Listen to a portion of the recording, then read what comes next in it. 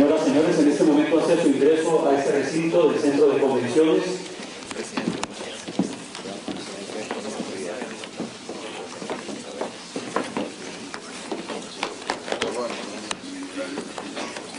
notas del himno nacional de la República de Colombia.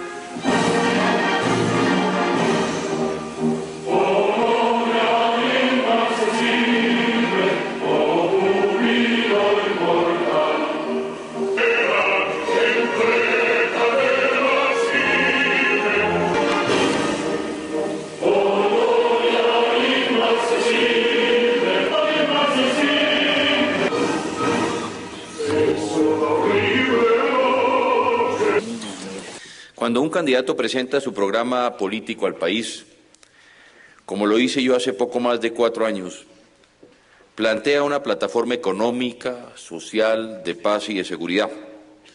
Sobre estas propuestas debe trabajar y debe rendir cuentas a sus compatriotas, tal como lo he venido haciendo en este último periodo de mi gestión presidencial. Lo que sí es muy difícil de prever en cualquier campaña es el comportamiento del gobierno y de la sociedad frente a situaciones sorpresivas que pueden cambiar el destino de miles o millones de personas, como es el caso de los desastres naturales. Un terremoto como el que ocurrió el 25 de enero de 1999, cuando mi gobierno no había cumplido aún el primer semestre de trabajo, es sin ninguna duda un desafío de enormes proporciones para cualquier nación. Su ocurrencia, más allá del inmenso dolor producido por las pérdidas humanas y materiales, puede constituirse en una causa de atraso o, si se obra en la forma correcta, puede convertirse paradójicamente en una oportunidad de progreso y de desarrollo social para la región afectada. Por supuesto, lo ocurrido en el eje cafetero es algo que nos estremeció a todos en el país y muy particularmente a quienes hicimos presencia personal inmediata en la zona y pudimos constatar directamente las terribles dimensiones de la tragedia. Ahí encontramos un reto que asumimos de inmediato: convertir un cataclismo destructor en un movimiento completamente opuesto, algo así como un cataclismo constructor que dejara al eje cafetero totalmente reconstruido, ojalá en mejores condiciones que las que tenía antes del sismo. El 25 de enero de este año estuve en el Quindío y pude decirle al pueblo cafetero reunido en la Plaza de Bolívar de Armenia: misión cumplida. Fueron 3 años de trabajo continuo, bajo un modelo de intervención física y social novedoso, basado en la delegación de responsabilidades en la sociedad civil a través de las ONGs, de las cajas de compensación, de organizaciones cívicas y comunitarias que dejaron los mejores resultados y que ha seguido consolidando su trabajo durante el periodo de liquidación del FOREC. Este seminario que hoy instalamos lleva el esperanzador título de Resurgir del eje cafetero, algo que muy pocos creían posible al presenciar los escombros y el dolor que dejó el terremoto. Hoy lo digo ante ustedes, invitados internacionales y nacionales, con total sinceridad: si por alguna realización de gobierno me siento especialmente orgulloso y feliz, es precisamente por todo lo hecho con eficiencia y transparencia por el eje cafetero. Desde el mismo día del terremoto, mi gobierno tomó medidas inmediatas, tratando de contener la situación y de aliviar los daños ocasionados.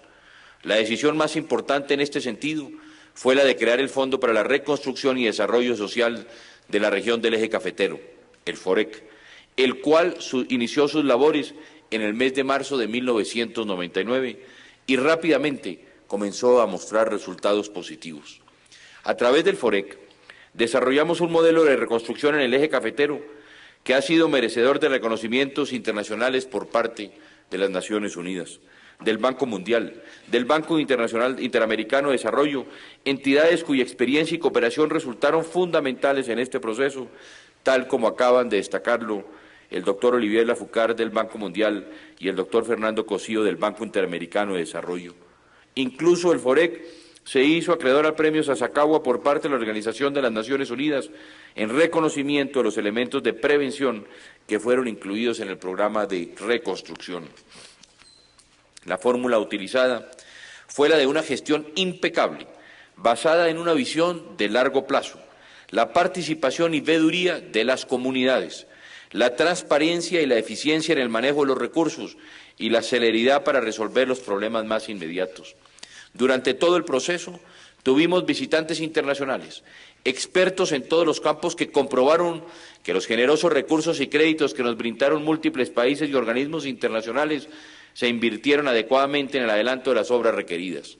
El vicepresidente del Banco Mundial para América Latina y el Caribe, David de Ferranti, dijo luego de su visita a la región que había que globalizar los aciertos y logros de la experiencia colombiana. El presente seminario es un paso muy importante en esa dirección de decantar las lecciones y de divulgar esta experiencia. El FOREC construyó un esquema integral que comprendió la reparación, reconstrucción y construcción de viviendas, el restablecimiento de las instituciones públicas, la infraestructura de transporte, la educación, la cultura y la recreación, la salud, los servicios públicos domiciliarios, las instalaciones de las fuerzas militares y la policía y la recuperación ambiental y el fortalecimiento del tejido social. Invertimos a través del FOREC 1.6 billones de pesos en la región.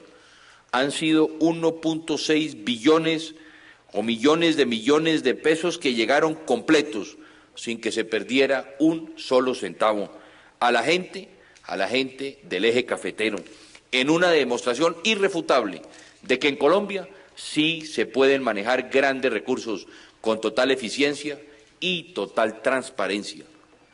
Y ustedes se preguntarán, ¿y cómo lo hicimos? Preliminarmente se dividió la región afectada en 32 zonas. Se entregó la administración de cada una de ellas a una ONG de reconocido prestigio nacional.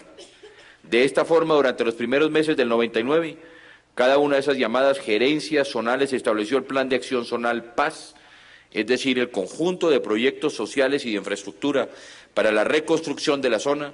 Se le entregó en administración, asegurando así que los recursos se destinaran a las necesidades más urgentes de los colombianos de la zona cafetera. Además, se llevó a cabo un monitoreo permanente al proceso de reconstrucción por parte de la red de universidades colombianas.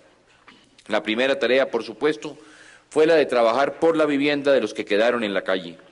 El FOREC encontró para ello una solución positiva y rápida a través de un programa de reparación y reconstrucción de viviendas que se realizó con tal eficiencia que se convirtió en un modelo que ha llevado a mejorar la política sectorial a nivel nacional. Este modelo se caracterizó por la participación social y democrática de las familias afectadas en los procesos de selección de sus viviendas. En él, el instrumento de la vitrina inmobiliaria fue una solución efectiva. También es de destacar la participación de las organizaciones populares de vivienda, donde las mismas comunidades aportaron soluciones al camino de la reconstrucción. Con satisfacción, podemos decir que alcanzamos ya el 100% de la reconstrucción y reparación de viviendas y el 97% de la construcción de viviendas nuevas, tanto en el campo como en las ciudades. Hemos otorgado para ello más de 129.000 subsidios con una inversión superior a los 792.000 millones de pesos. En total, fueron cerca de 100.000 viviendas reparadas y reconstruidas, 29.000 viviendas nuevas terminadas, de las cuales quedan apenas 1.000 por entregar. Más de 13.000 familias que no eran propietarias ni poseedoras de una vivienda, sino apenas arrendatarias, accedieron al sueño de tener su casa propia. Igualmente, más de 14.000 familias que eran poseedoras, pero no dueñas de sus inmuebles, recibieron el título que las hizo propietarias de sus viviendas. También el FOREC trabajó con empeño por las familias ubicadas en albergues temporales. En su bienestar y mantenimiento se han invertido 65.460 millones de pesos. Hasta el día de hoy el FOREC ha logrado reubicar el 80% de las 13.600 familias que se encontraban en albergues temporales a finales del año 2000. Todavía quedan 2.700 familias en estos albergues cuya situación será resuelta entre este mes y el mes de septiembre. Por otra parte, en el restablecimiento de la infraestructura pública y social, el FOREC adelantó 1.209 proyectos por un valor de 473.000 millones de pesos. En lo que se refiere a infraestructura pública, la inversión se concretó en 398 proyectos que incluyen casas de cultura, oficinas públicas, cárceles, estaciones de bomberos, iglesias, estaciones de ejército, cuarteles de policía, obras de acueducto y alcantarillado y nada menos que 50 vías. Además, en cuanto a la restitución de servicios públicos, se ha avanzado en cerca del 85% de las metas previstas. Igualmente, durante estos 3 años hemos adelantado 811 proyectos de infraestructura social.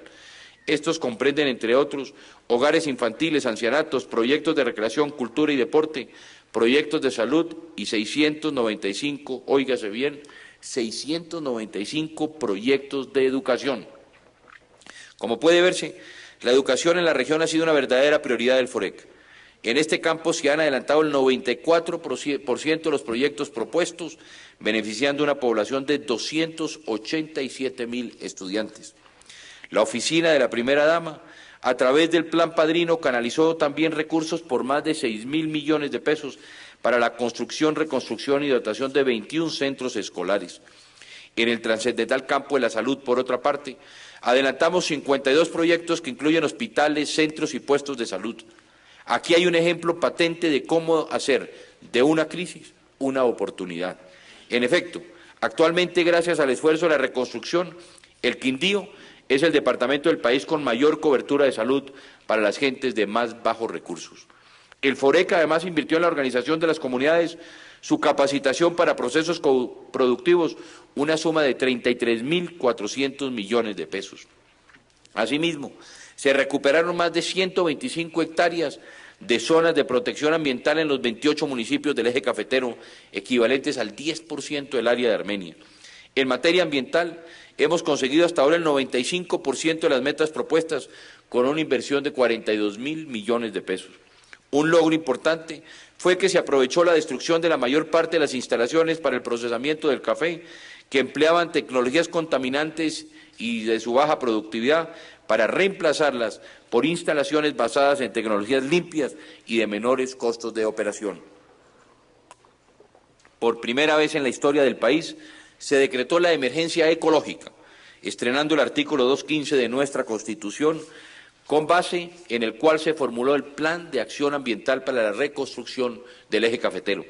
Hoy, con la exitosa participación de las corporaciones autónomas regionales, de los 5 departamentos, de los 5 gobernadores, de 92 municipios y de la red de universidades del eje cafetero, hemos llegado a consolidar la ecorregión estratégica del eje cafetero, que se ha constituido en un ejemplo para todo el país. El campo fue siempre uno de los más grandes y tantas preocupaciones que generó al interior del FOREC como al interior del Gobierno nacional. Para su reconstrucción se eligió a la Federación Nacional de Cafeteros como gerencia nacional, la cual se encargó del 100% del sector rural, generando resultados óptimos. De otra parte, es destacable como todo este proceso de reconstrucción liderado por el FOREC impulsó la reactivación económica de la región y generó en ella más de 128.000 empleos.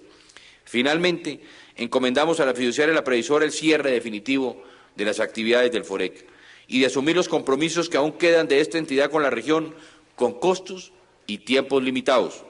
De este modo, y ante la efectividad demostrada por las gerencias, después del 25 de julio de 2002, 3 ONGs continuarán con las labores iniciadas en las diferentes zonas hasta finalizar su ejecución, para lo cual cuentan con el apoyo de la Red de Solidaridad Social, en cabeza de la cual se erradicarán los derechos y obligaciones adquiridos por el Fondo. Estimados amigos, las lecciones que deja una experiencia de tal magnitud son múltiples, pero debemos notar que por encima de todas prima la conciencia sobre la capacidad que tenemos los colombianos para crear soluciones adecuadas a los problemas de gran envergadura que se nos presentan.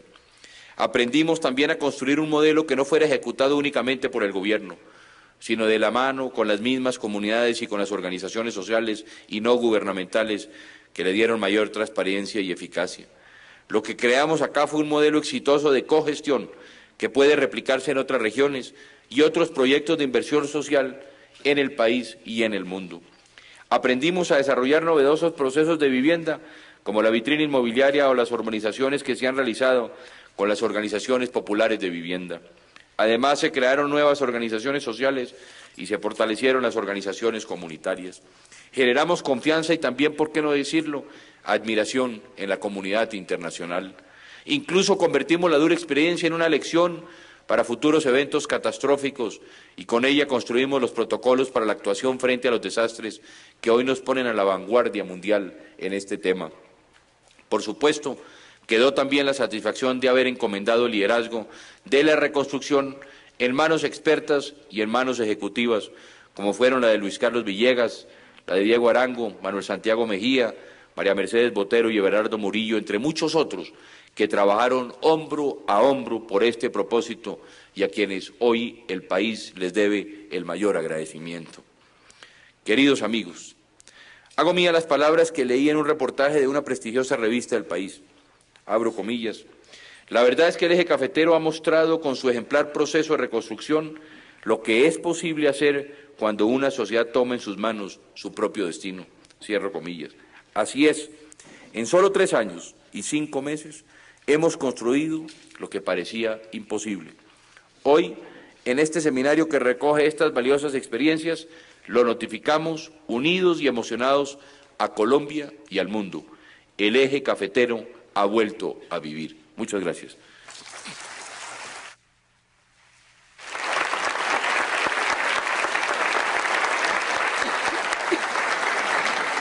Me permito invitar al señor presidente